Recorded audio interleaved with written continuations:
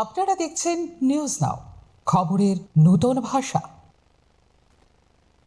গণতান্ত্রিক প্রক্রিয়ায় অবাধ ও শান্তিপূর্ণ ভোট গ্রহণ যেখানে একটি সুস্থ রাজনৈতিক পরিবেশের মূল ভিত্তি, সেখানে বিভিন্ন প্রান্তে সহিংসতা ও অশান্তির অভিযোগ সামনে আসায় বাড়ছে উদ্বেগ। এ প্রেক্ষাপটে বিজেপি কর্মী সমর্থকদের উপর হামলা, পাশাপাশি গাড়ি ও বাড়ি ঘরে ভাঙচুরের ঘটনায় উদ্বেগ প্রকাশ করেছেন রাজ্য বিধানসভার মুখ্য সচেতক কল্যাণী সাহা। সোমবার তেলিয়ামরা বিধানসভা কেন্দ্রে বিজেপির উদ্যোগে আয়োজিত জনসংযোগ ও ডোর টু ডোর প্রচারে অংশ নিয়ে তিনি এই উদ্বেগ প্রকাশ করেন। ভোটের প্রাক্কালে তিপ্রামথা এই ধরনের সন্ত্রাসমূলক কার্যকলাপ সম্পূর্ণরূপে সংবিধান বিরোধী এবং গণতান্ত্রিক মূল্যবোধের পরিপন্থী। জনসমর্থন হারানোর ফলেই এই পথ বেছে নিচ্ছেন তারা। গণতন্ত্রের স্বার্থে শান্তিপূর্ণ পরিবেশ বজায় রেখে নির্বাচনী প্রক্রিয়ায় অংশগ্রহণ করা উচিত, পাশাপাশি সংবিধানের মর্যাদা রক্ষা করা এবং সম্প্রীতির পরিবেশ অটুট রাখার দায়িত্ব রয়েছে বলেও এদিন উল্লেখ করেন বিধানসভার মুখ্য সচেতক কল্যাণী সাহা।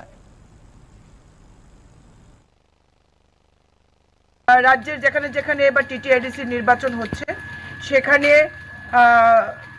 ভারতীয় জনতা পার্টির কার্যকর্তাদের উপর আক্রমণ হচ্ছে, মারধর করা হচ্ছে, গাড়ি ভাঙচুর করা হচ্ছে।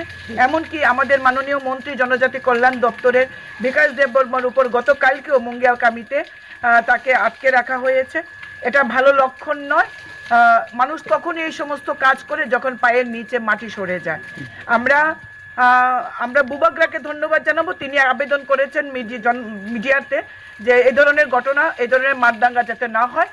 আমরা তিপ্রাপথার সমস্ত কর্মীদের কাছে আমরা অনুরোধ করব যে সংবিধানের নিয়ম অনুযায়ী, গণতন্ত্রের নিয়ম অনুযায়ী গণতন্ত্রের এই উৎসবে আপনারা সামিল হন।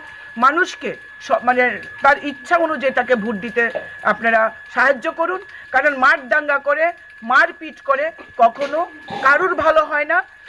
মানুষ তাতে আরো ক্ষুব্ধ হয়, মানুষ তখন আপনাদের কাছ থেকে আপনাদের উপর সমর্থন তুলে নেবে।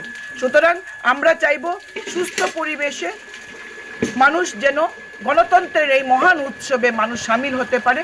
সবার কাছে আমরা আহ্বান করব যে কেউ যেন মারদাঙ্গা না করে, এবং তিপ্রামথার কাছেও আমার অনুরোধ থাকবে এই ধরনের অনৈতিক কাজে যেন তারা লিপ্ত না হয়। মানুষের পাশে থেকে মানুষের আস্থা অর্জন করাই হলো আমাদের লক্ষ্য। ধন্যবাদ।